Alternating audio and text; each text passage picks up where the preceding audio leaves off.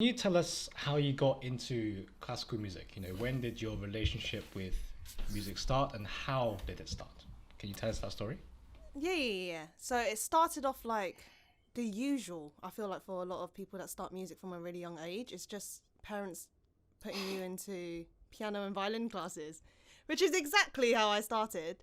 I'm not sure whether you guys were the same, Yeah. where you got pushed into classical music. So it started from there, from a tender age of 3 years old. Three. And yeah, I started violin first, and then it was at 4 or 5 that I started piano, and then I kind of continued that up until year 8ish, where I kind of went, you know what? I don't really like playing the violin.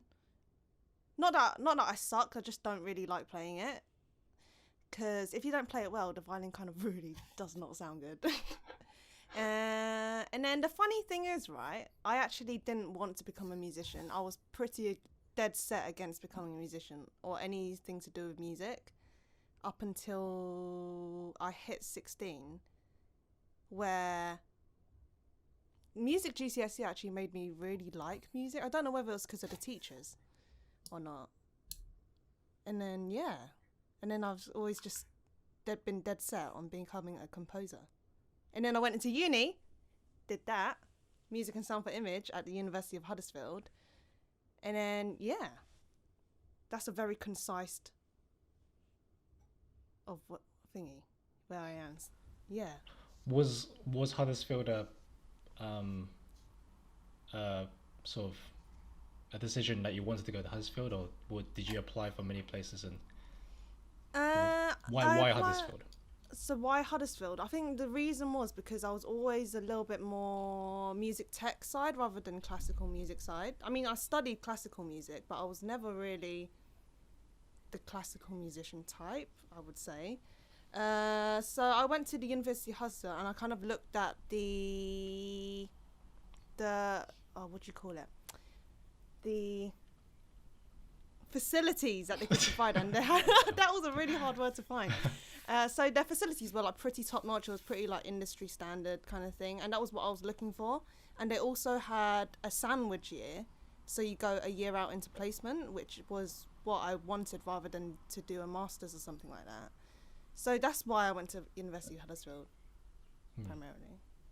Do you know why you weren't interested in classical music? Do you know where that changed? I think it's because where I studied piano, so where I was taking lessons from, I was interacting with a lot of classical musicians, I'd say, because I did join like this band for a little while. It was like a wind band kind of thing, but they had piano on the side as well. And I just really didn't enjoy it for some reason. Like the music they were playing, I didn't really enjoy playing it. I like listening to it, and I'm sure like you guys like listening to it because obviously Anthony, you grew up as a classical musician. You actually studied music, right? And yeah, that was probably why, I feel like. And so the tech side was more your taste. Yeah, I think I mean, music GCSE, it requires you to kind of learn a little bit of techie stuff, and it was just a lot of fun. Was there any like transferable knowledge that you could take from the classical side and implement it in your tech side? Was there any features from that world that could influence? Oh, 100%. It's kind of like chords and harmony all transfer across, because I feel like sometimes you can actually tell when someone's been classically trained and when they're not through their music. Absolutely, yeah, definitely. Yeah, because then you can hear like maybe there's some really cool harmony, maybe they're layering like a chord on top of another or like a different bass line or something, and then you can hear there's just like a little more depth into how they're playing. Yes. And how they're creating music. So yeah, and you said that you can tell as well, so how do you tell? I think if you really listen to the layering, especially the layering of the instruments and sort of the melody structure as well, you could tell they're classically trained, because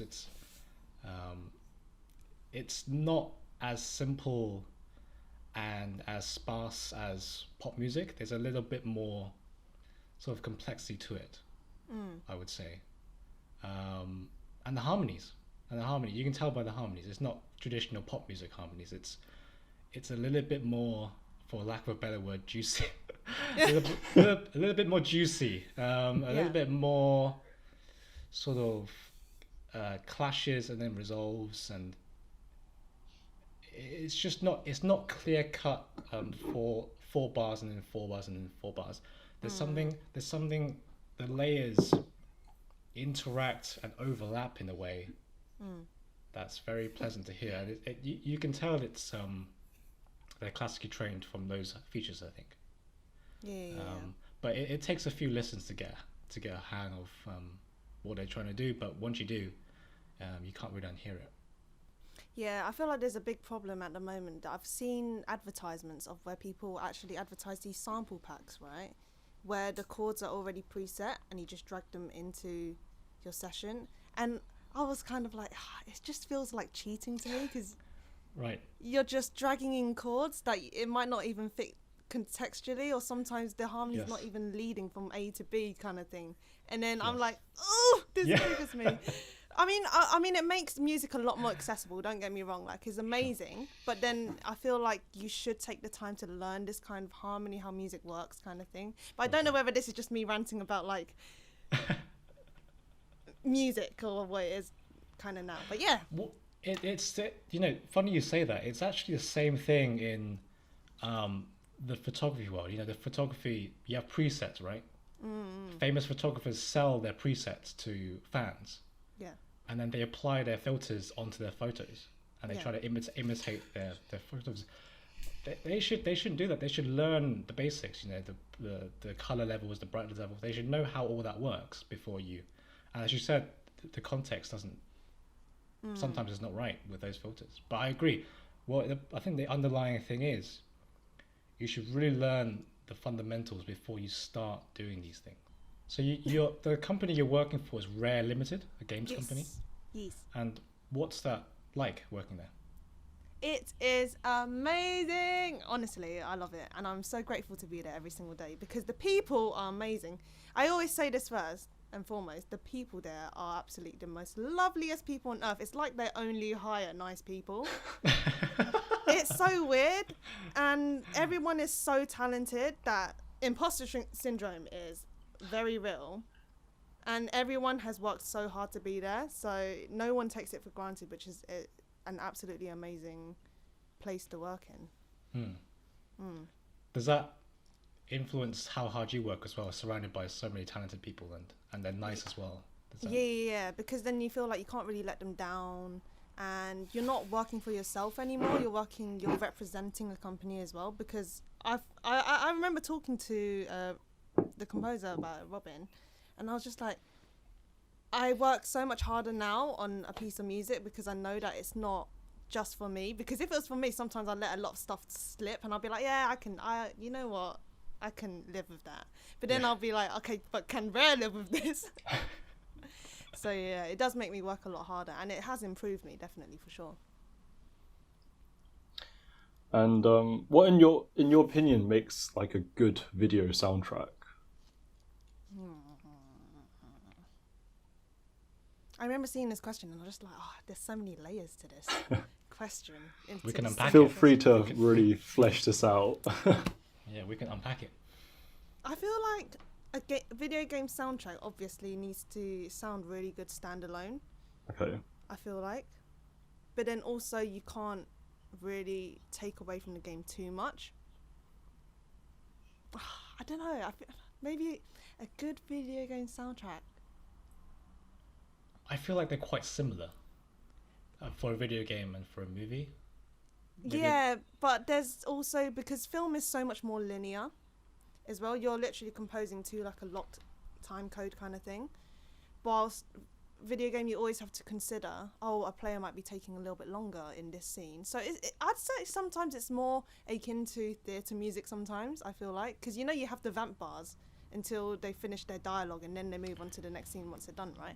It's the same with video game music, where you never know what the player's going to do unless you're driving them to do something like within the time limit or something like that.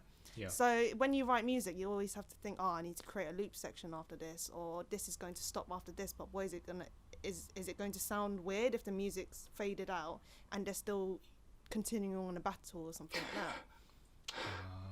So that's a very good point. That's a very good point. Which is why we sometimes joke about saying, like, shall we just go into the film industry? Because it's just so much more linear. Do you think it would be a bit easier? Would it make life a bit easier? It would, but then I feel like it might not be as fun to make sometimes. I mean, it's part of the fun, isn't it, with video game music? Do you get to play the games as you make the music, just so you get a feel for, like, I don't know, the beat and everything?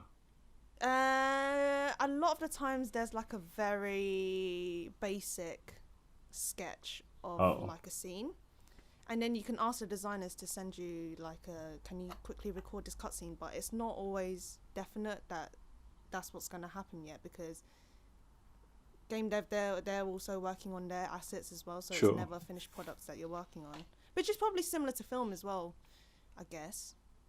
That they'll say this is what happens, A, B, and C, and then if they change the timings, then you kind of change it, but you hope that it's timing locked by then. I'm really curious as to the process. So as you said, it's the sketch first of a scene, and then they give it to you, the scene, and then they talk through the idea. What's the process?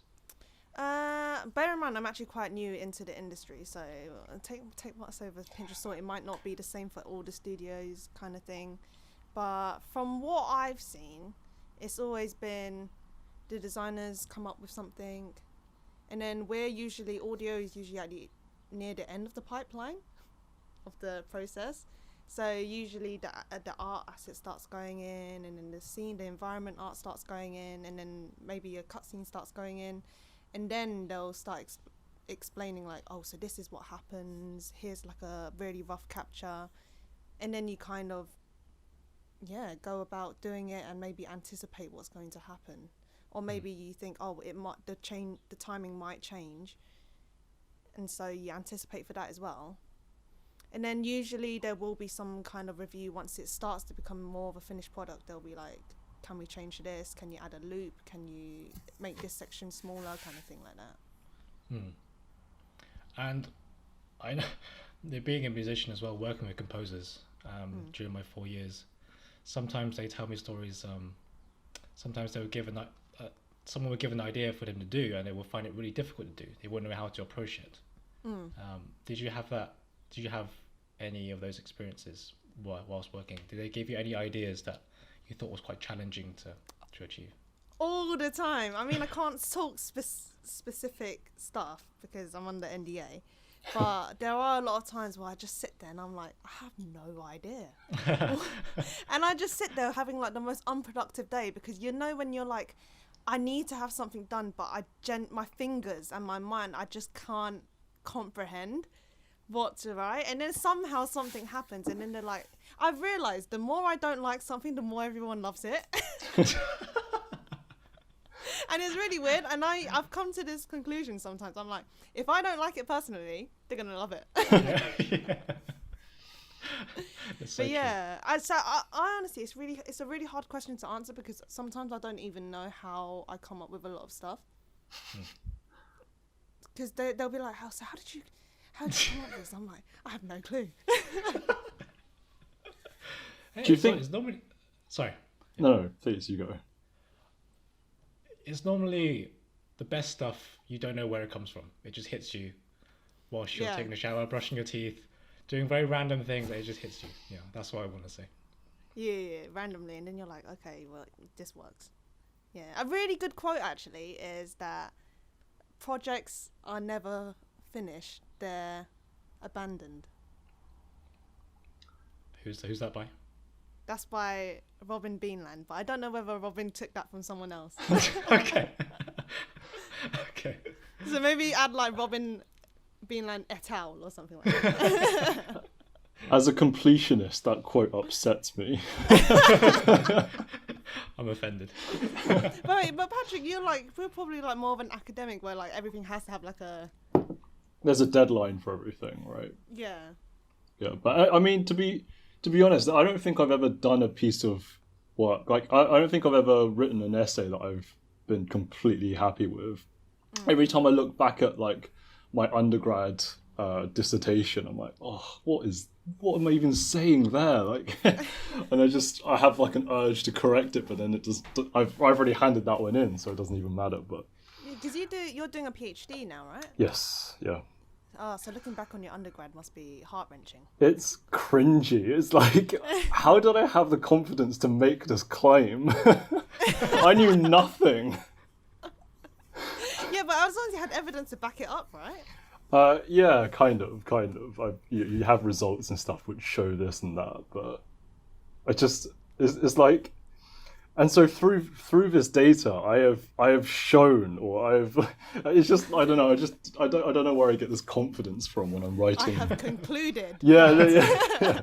I have concluded. That I am correct through my data. How familiar are you with Chinese music? So from mainland and from Hong Kong, how familiar are you with the music scene at the moment?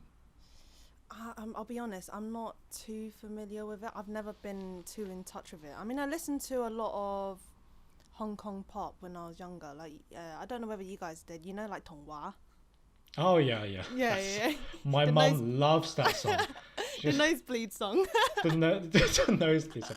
Yeah, like every time we go to karaoke, that song is always on the list. How does it even go? I can't even remember.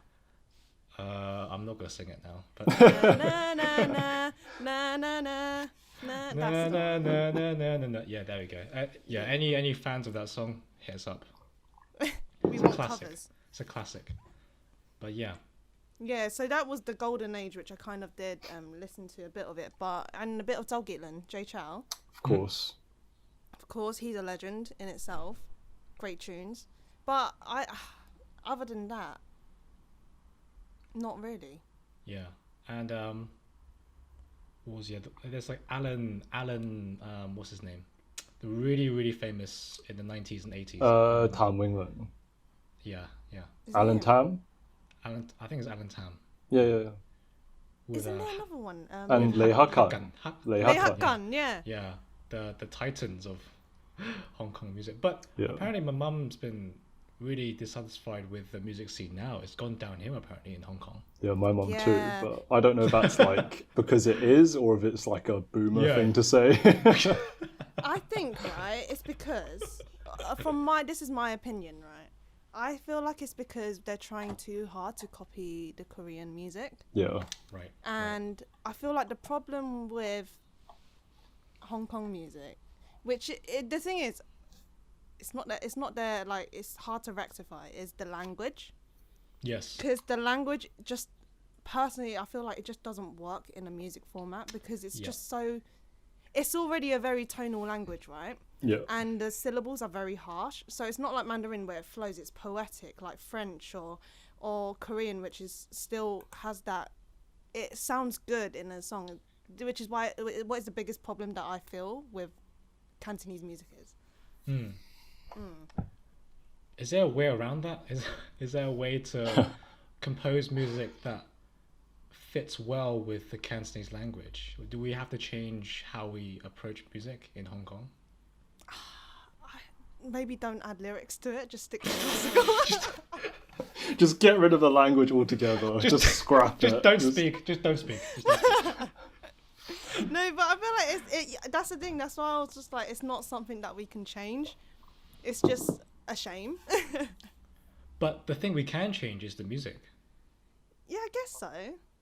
So even if the language is fixed, we can still change the things around it. Cantonese works really well in rap. Oh, really? Yes, it does. It really does. Yeah. It really does. So we just need to rap. That's what we need to do. MC Jin. MC Jin, yeah. No, you make a really good point. It's really good in rap. Very good in rap. But I totally agree that they're trying too hard to imitate Korean music. But they don't do it well, I think, because the production and the vocals is really weak. It's really thin.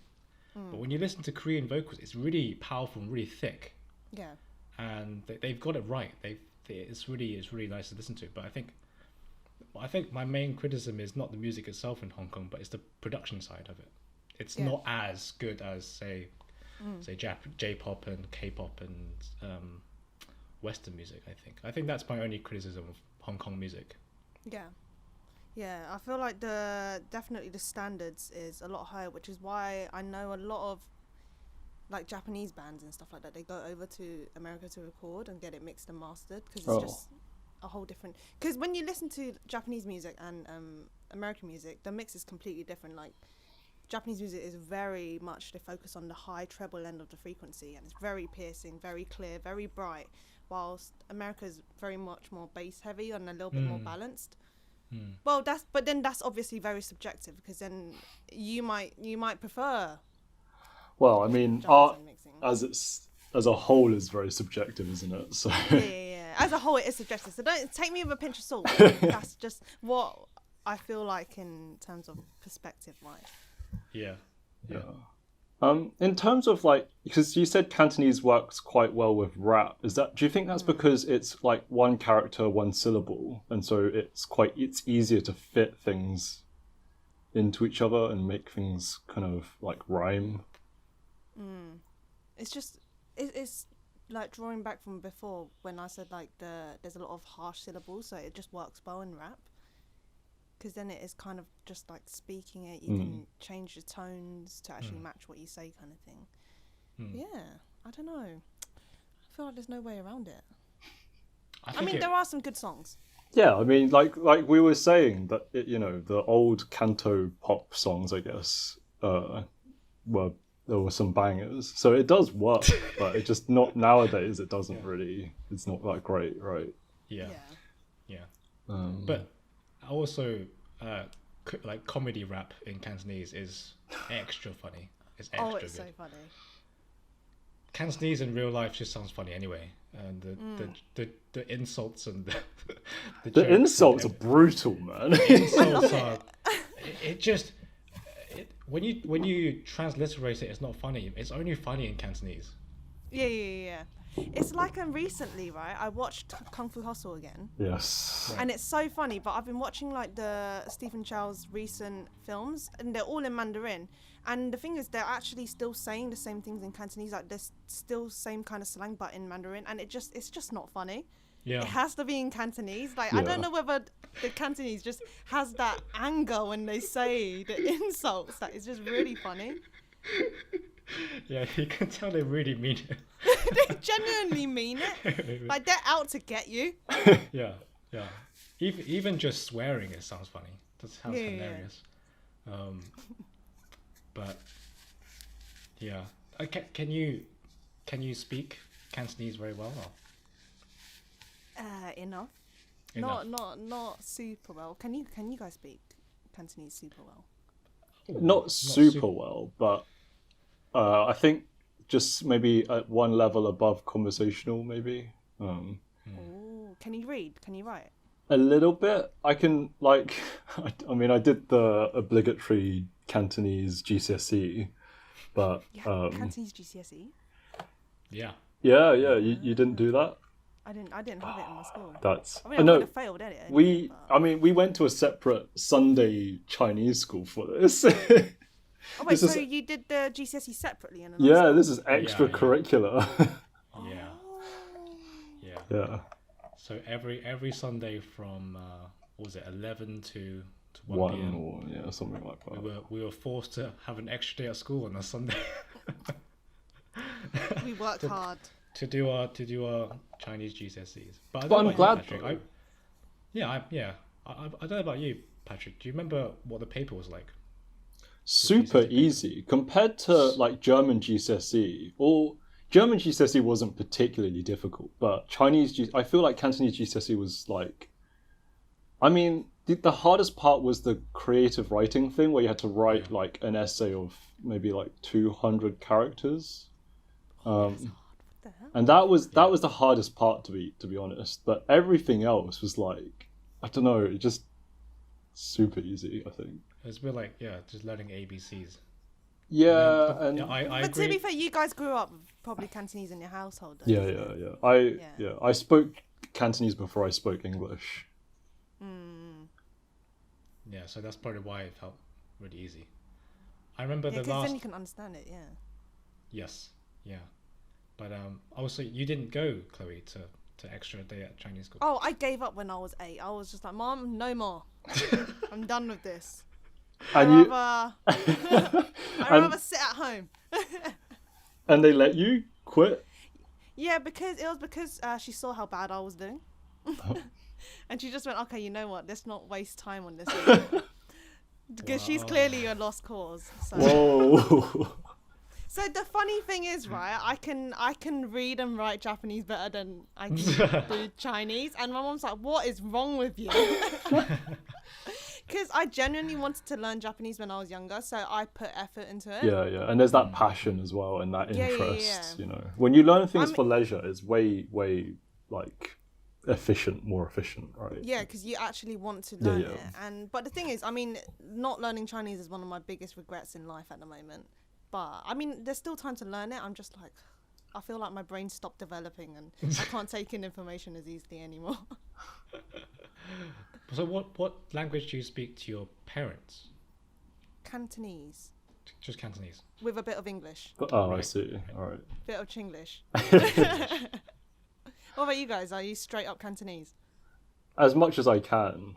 Sometimes, like, okay, so this is what I was saying. So, like, I'm not like, I wouldn't say I'm completely fluent because I wouldn't be able to talk about my work in Cantonese. Yeah. So when I'm describing what I'm doing in a lab and stuff to my mum, I have to use bits of English. Like, I couldn't even tell you what, like, carbon is in Chinese. So it's just kind of, because, my education was all in English and didn't learn any of that stuff. Makes sense. Yeah. I'm about the same. Basic Cantonese, but I think what I recently discovered this term is called like receptive bilingualism. So your listening is a lot better than all the other skills. So I think my listening is probably the best out of all the skills. I can't read. I can read a few characters, but I can't read a news article, for instance. Yeah. I can only write my name. That's good enough. Yeah. Speaking, yeah, but like you, I do wish I put more effort into it growing up. When my brain was still a sponge. Yeah, but that's the thing. You rebel against it when you're younger, and then your parents are always saying you're gonna regret it when you're older, and you're like, nah, I'll be fine. And then you get to that age, and you're like, should have listened to my parents. They've got a point.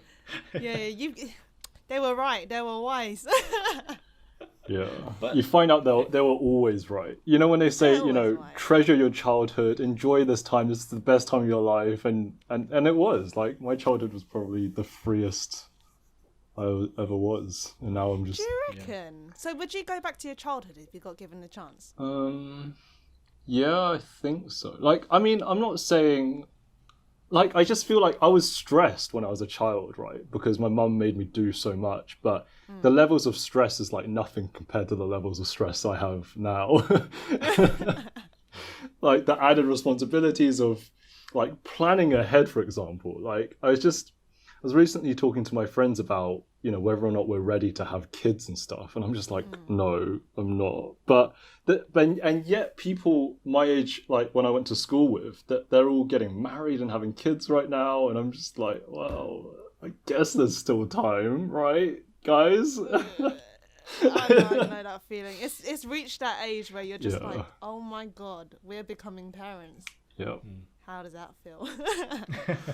Because I still feel like an 18-year-old sometimes. I still write 18 sometimes. I feel like I genuinely feel like I've just stopped developing from 18. Like my brain's just stagnated. And the really weird thing is, I feel like I might have told you guys before, but I genuinely thought I was 23 this year and not 24. So I've been telling everyone who's been asking me how old I was. I'm 23. And then I Googled it. Because I genuinely could not work it out. I couldn't work it out. I was just like, I'm 100% sure I'm 23. And Google was like, nah, mate, you're 24. And I went, why you do this to me? Oh, Google had to set you straight. Honestly, I was down the whole day for the rest of the day. I was just like, I can't continue on my life for this day. Yeah. Just to take it slightly back to The language part. A lot of people I've spoken to who are British Chinese, they've said that they feel a slight regret of not putting more effort into learning languages growing up, and they felt that this lack of attention affected their identity slightly because they couldn't understand a lot of things going on back into their heritage. Did this have an effect on your identity at all? Did you have an identity crisis growing up, either because of this, language ability, or some other factor? Did you have an identity crisis?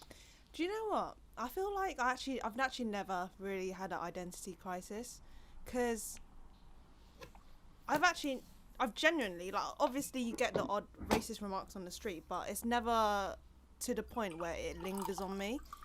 And I've never thought of myself different to being British. So I've never perceived myself as anything different to anyone else, like to anyone else that I went to school with, to anyone else that I worked with. I've never been like, I'm different to everyone else. And if anything, I feel like what sets me back more is the fact that I'm a woman, right? More than my cultural identity and my ethnicity, because I've had a lot of setbacks and comments because that I'm more of a woman, or like they don't like have an expectation of you more than my ethnicity. I don't know whether that made sense, but yeah. Could you explain a bit further? Is that okay? Yeah. Wait, you're gonna have to prompt me for that though. So what do you mean by what remarks are we talking about, if you don't mind sharing? It's just more like, say when you get a job or something, people would just say, "Oh, you probably just got that job because you're a woman. You're filling a quota," kind of thing. Not because of, and it sucks because I know how hard I work, so I'm not being recognised by other people. Maybe like the people who hire me hopefully do see that I'm a hard worker, but to other people's perceptions, it's I'm filling a quota to them. Like, I don't actually know what I'm doing. Or whenever I've worked in some places, like when I was working in Japan, I was getting mansplained a lot to a lot of stuff that I know what I'm talking about, but I feel like I'm losing more confidence, the fact that you're pulling me down, and I feel like I don't know what I'm talking about, kind of thing. And a lot of people do it subconsciously, but that's just how it is. But yeah, it's always been, I'm a woman, that set me down rather than my ethnicity. That's so interesting. I've never, out of all the people I've talked to, I've never heard of that perspective before. Thank you for sharing. No, it's all right. But yeah, that's why I feel like when you asked me to do this podcast, I feel like I have a different perspective, that I feel like, honestly, my cultural ethnicity hasn't really affected me in a lot of way, or maybe it's just being masked. But that's good though. We want different opinions and stuff. And it's interesting that you said that you didn't really feel different to everyone else, because I think that's how I felt when I was a kid at first. But then over the years, it was constantly pointed out to me that I am different. Yeah. And you didn't have that? Honestly, I don't think I did. It was more people on the streets that, would jeer and stuff like that. But my friends, my mentors, my teachers, and everyone around me, they never really pointed that out. Wow. Kind of thing, which is probably why I've never really noticed it until the only time that I did notice it, if I'm completely honest, is when, a lot of this anti-Asian stuff came about. That's when I started thinking, maybe I have been, but I've just been very, what's that word? Oblivious to it. So, when a lot of things are normal, but then I don't want to be that person where you start calling everything out and then thinking, like, maybe that's just being racist. Or I don't want to be that person where I'm overly sensitive about stuff now. But I guess it is now that the anti-Asian stuff is coming up, that I'm like, is that how people perceive me now? Because then I feel like I'm starting to notice a lot more stuff that I wouldn't have noticed beforehand. Yeah. I don't know whether that's the same on your part though, if you guys want to share. Yeah, I mean, I think the stuff that did happen to me, it was fairly overt, and it was quite clear that it was because I'm different. Um, but I don't know, maybe because in my opinion, like the stuff that happened to me was, like I said, pretty overt, and so maybe I missed some of the more subtler incidents. But yeah, like what really surprised me actually was when I was in England, I felt very, very Asian, and I think it was just the contrasts. So obviously compared to all of my white British peers, I am very Asian. But then coming to Singapore, I felt very, very Western. I feel like I don't fit in here at all, and I kind of stick out a little bit, especially when I speak, because I don't really hear many British accents here. So that actually really surprised me because, like, I think Anthony said when he moved to South Korea, he could be unapologetically Asian, and I was kind of expecting to feel like that, but I didn't. I kind of went the other way, and I felt really just white here, Western, which is I don't know. It was a surprise, I think, for me. Yeah. Yeah, Anthony. There was a moment when I lived in South Korea for 1 year, and there was a moment when I was going out drinking with a couple of friends, and one of my friends, a Korean friend, introduced me to a British guy who was living there, and he was a musician. I think he was sort of a composer for a small Korean drama group. He was like composing music for them, and my the mutual friend, he introduced us because we're both musicians, so it'd be nice to meet someone, especially when you're so far from home. We're both British, and it'd be nice to connect. And I met him as a lovely guy, really lovely guy. And then there was one thing he said that I never really forgot, which was, us British, we've got to stick together. And him saying that to me, it might not feel that much here, but having him saying that to me so far away, and to feel like we're sort of united, as British people, and for a white guy to say that I'm British as well, to accept me as British and to see me as British, was quite a big deal for me, actually. And it was something I never really got here growing up, because whenever I would meet white people, however nice they're being, they always think that I'm not British at like first glance, first impression. And you can almost sort of anticipate that they're going to ask the "where are you from" question. Yeah. By the way they're talking to you, you can see it coming. But the guy I met in Korea, he never asked that at all. Out of all the times we met, he never asked "where are you from." Damn. And it felt so nice. Yeah. And I think that's what differs my perspective from yours. It's because I grew up for 23 years of my life with people telling me, and explicitly and implicitly, that I'm different.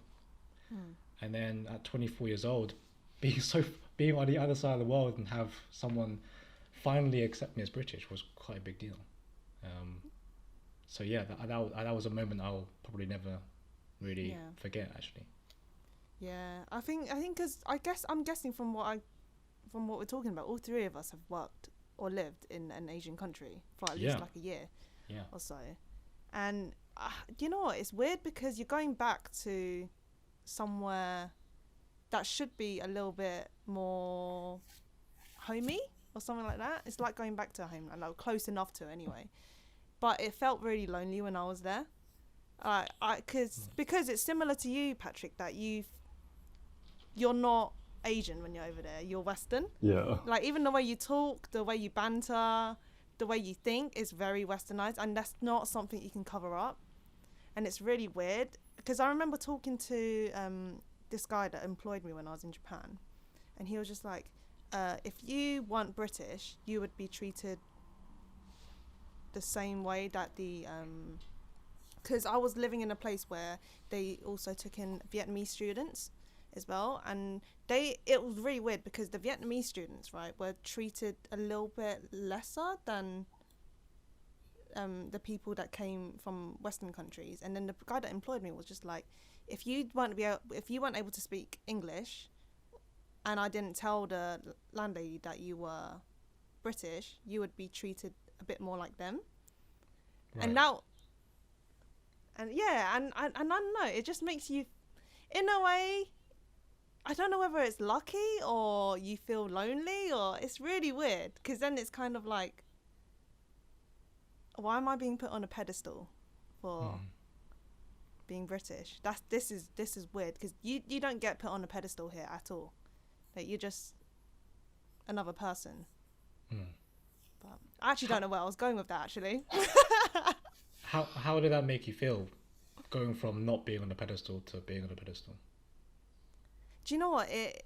For a sense of time, you get a sort of inflated ego, because they actually expect a lot of you. They expect you to be better at a lot of stuff, even though you aren't, and then you feel like you have to live up to that expectation as well. Which is why I feel like a lot of the people that were with me as well, I could feel that they were starting to get a bit of, they're getting gassed up, like they're getting a bit more inflated with their ego, and then I felt like I had to tell them to be like, okay guys, we can't get carried away here. Just because people are putting you on a pedestal doesn't mean that you can look down on other people now at this point, because that's not fair. Yes. It was the same in Korea too. Yeah, when they found out I was British, it was. They'd be like, pedestal. wow, yeah. But there are some genuine people who are not just interested in you culturally, but as a person too. And I had this Korean guy, because mostly Koreans learn American English because of the relations between the two countries. But there was this one guy I met. He refused to learn American English and wanted to learn British English because he thought it was superior to American English. Like, oh, sure, okay. And then like sometimes he'll be teaching me British slang that I didn't even know. It was so impressive. It was really impressive. So when you meet people like that, it's nice to be on a level playing field. You know, you're just speaking to each other just as equal people, and they're not what's that word? Hoggling near you to learn more about English. Yeah. But wait, I have a question. Actually, no, sorry. You carry on. No, I finished my sentence. Yeah. Oh, sorry. Sorry, I have a question. Okay. So when you were, both of you, when you were in Asia, did you were your friends that you made there, were they more Western friends, or did you have more locals? You want me to go first? Well, actually, Singapore is very multicultural. And actually, I was going to say earlier, because it's so multicultural, I still get asked a lot, like, where are you from?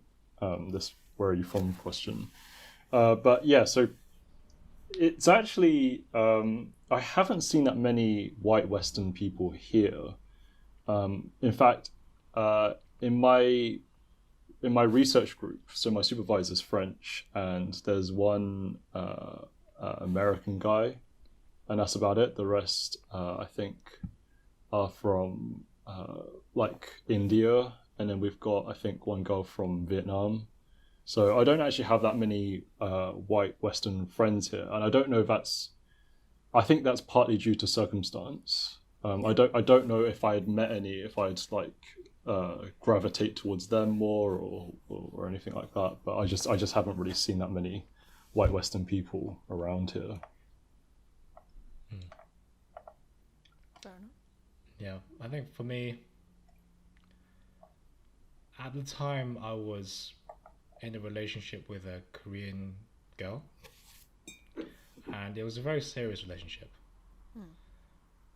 And I remember, because we studied at the same university together, and then she was in the final year and she was about to leave forever, indefinitely, and I was still in the UK, and I was just thinking of plans to reunite and try to start a life together in a different country. So that's the backstory of why I was in Korea. And then when I went to Korea, I already had a plan in my head. I was going to spend 5 years working here, and then to make myself eligible for, applying for some visa, like a permanent resident visa. And I thought, if I'm going to be here for the next 5 years, I might as well really, really immerse myself into the culture. Just so that when it comes to the 5 years, I could sort of, I don't know if I need to take a citizenship test, but probably do. So when it comes to that, I'll be really, really fluent. I'll be really knowledgeable. So I just started going to these English clubs on Thursday evenings. And through these clubs, I'll meet professional Koreans and just be friends with them and try to learn more about them and make more contacts. And so I did. I made a few Korean friends. Some I still keep in touch now, actually, from that English club. Every now and then to just check up on me. But I did have some British friends, but we lived too far away to meet regularly. So, but in a way, because I had that mindset of really, really wanting to immerse, more so than UK, I feel like I gravitated more to the Korean friends. I had a deeper bond with them than I did with the British friends. But now it's reversed because I don't live there anymore. Unfortunately, I'm not with my girlfriend anymore. So now I think that's true. That's probably why I was in a better relationship with my Korean friends than I was with my British friends, because I knew subconsciously I really wanted to move away from UK. I really wanted to immerse myself. So I think I really wanted to not be Korean, because I don't feel comfortable saying that, but just be functional in their society and respect their customs. But yeah, that's, to answer your question, probably half British and slightly more so Korean friends. Yeah. How about you, That's a good way to Chloe? do it, because I was working at a theatre company that takes in people from other countries to come in and perform and join the crew. I think most of my friends were actually from other countries. It's just really weird. So I actually made more friends that was from the UK, and who I still keep in touch with. I go visit them in Scotland a lot, and I've made some few friends who are from the Netherlands, from America, that we still keep in touch. And then I made a few friends because then you'd go out to the bars in Japan, and everyone's just so friendly there. There's a few friends that I still keep in touch with. And then I used to teach these little Japanese kids music with English, which was it was so cute, man. I mean, I'm a really bad teacher, so I wouldn't be a teacher. But I'm just not I have the patience of like a goldfish probably when it comes to teaching. And I still follow them on Facebook. When they put updates, I'll give them likes, comment on it, and then they ask me to do videos where I'm like encouraging the little children again, which is super cute. So yeah, it's like a good mix. But I would say like the friends that I did hang out with was international. Do you recommend that people, do you think a university degree is necessary to get into your field? Ooh.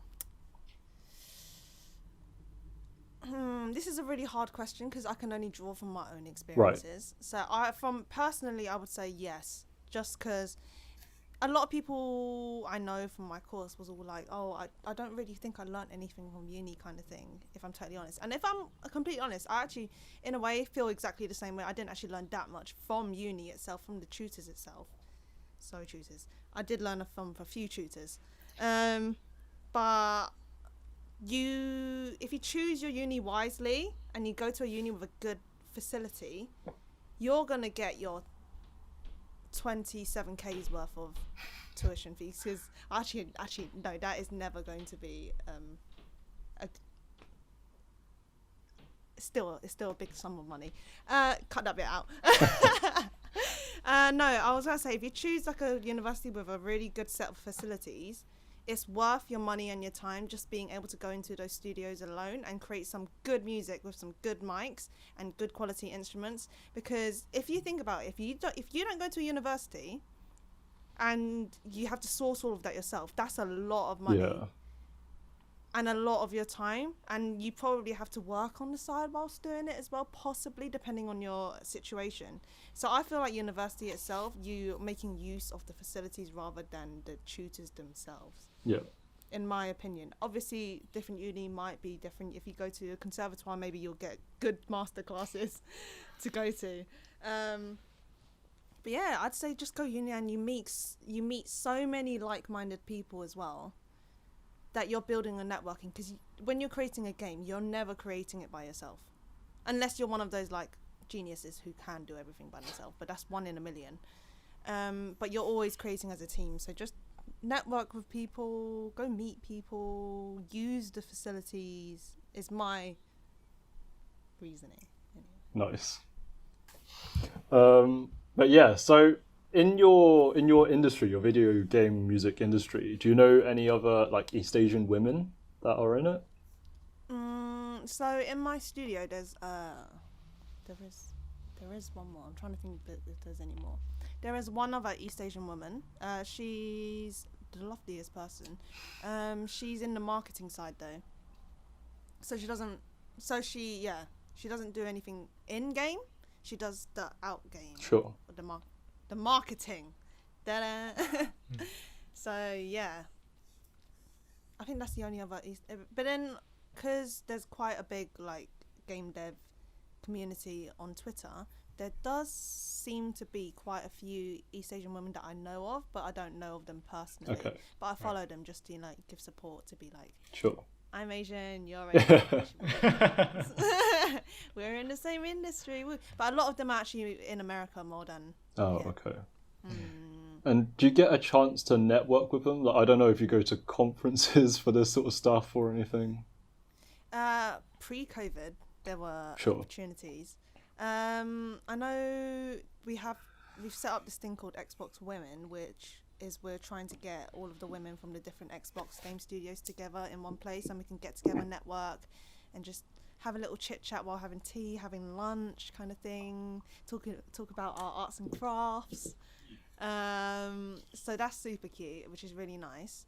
And yeah, I mean, I'm not gonna lie, we still don't come across a lot of women, especially from ethnic backgrounds in our industry.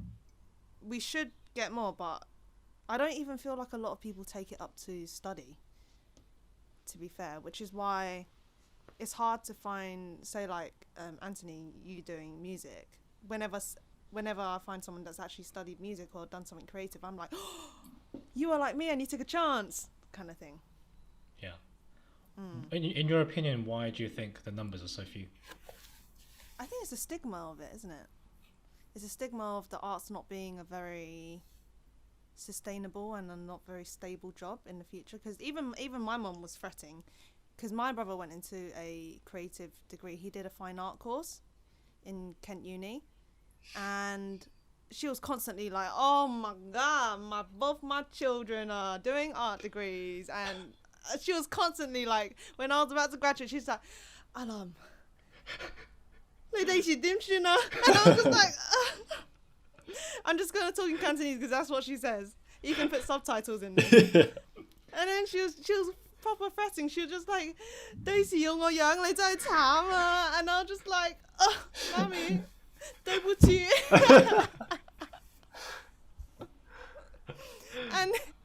And honestly, it's because I wasn't in a position to be like, Mom, everything is going to be fine, don't worry. Because even I didn't know whether I was going to get a job or not. I was going through that point of, I'm about to graduate.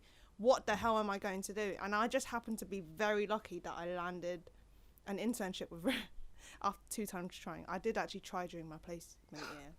Failed that. But yeah, it's just the stigma, and knowing that if you go into something academic like maths or sciences, I feel like you can always apply that into getting a decent job somewhere.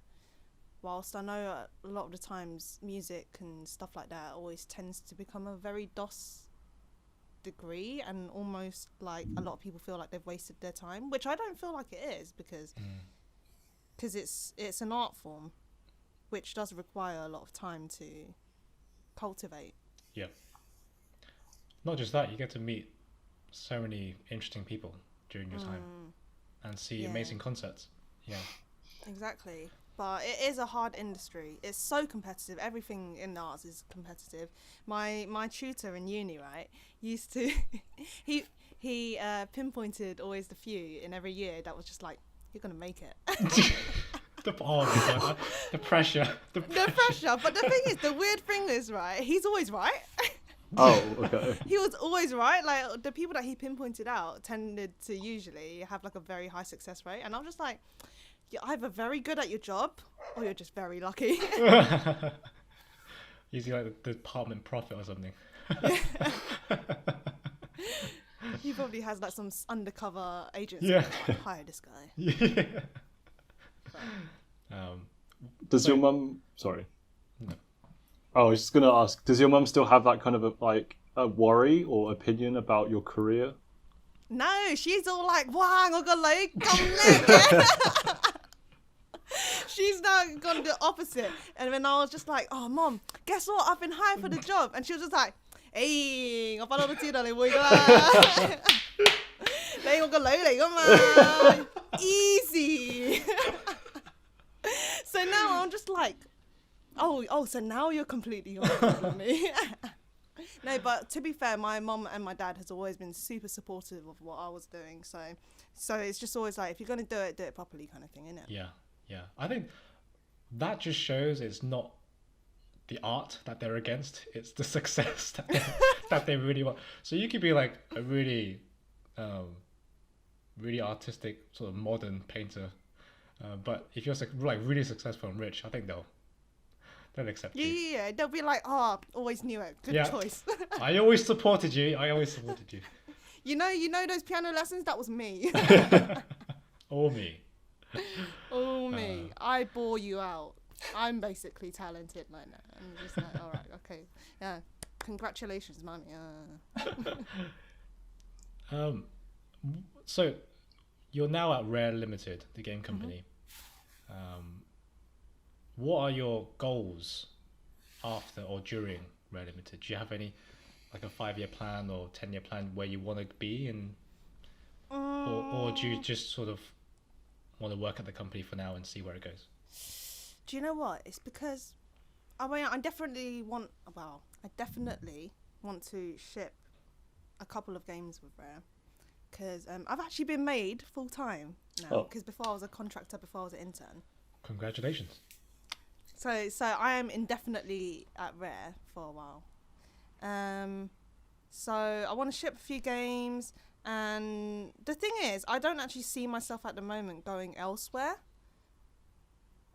because I'm doing exactly what I want to do, which is writing music, creating music. And the only other way is either moving to another studio, but a lot of them don't actually have in-house musicians and composers. It's actually quite, pun intended, rare. But the only other opportunity would be either going freelance, but that is something where I feel like I'd have to create some kind of reputation first before people would actually consider to be like, "Oh, why don't we get Chloe to write the music for our game?" So for now, I'm quite happy where I am, I'd say. I feel like I'm going to focus on my life outside of work for a little bit, because the past few years I've just been concentrating on proving myself, and I think I've proved myself enough for now. Well, they made you full time, so it worked. Yeah, exactly. Yeah. So yeah, I want to focus on my life for a bit. What would you give to what advice would you give to a young composer now to get into the game industry specifically? Oh, okay. To get into the game industry specifically, what advice would I give to a young composer? Make a game. Make a game? Yeah. Make a game, because then you're learning yourself what it actually takes to make a game. And I feel like it might just be my perspective though, because I I think one of the main reasons I got in was because I made a game myself. So my final year project, I was just like, I don't want to just make a soundtrack, that's boring. I actually made a game from start to finish, so I coded it from start to finish. Wow. Longest thing of my life, don't get me wrong, it was really hard because none of my tutors knew, they couldn't help me. So I literally just learned in 6 months. Actually, not really learn. I learned as I went because I didn't have the time to really learn it properly. So a lot of the code that I was writing in was properly janky and definitely not the way to do it. But make a game, or maybe if obviously not everyone's super like into coding and stuff like that, which is totally understandable. Get a group together, do some game jams, do the 48-hour game jams where you get together with a group of other people, some designers, and make music that's actually for game and put it into game so you know how it actually works in a game, because just being able to write really good music isn't enough. So, yeah. Thank you very much. And thank you for your time today. It was really, really interesting to talk to you. It's alright. Thanks for having me.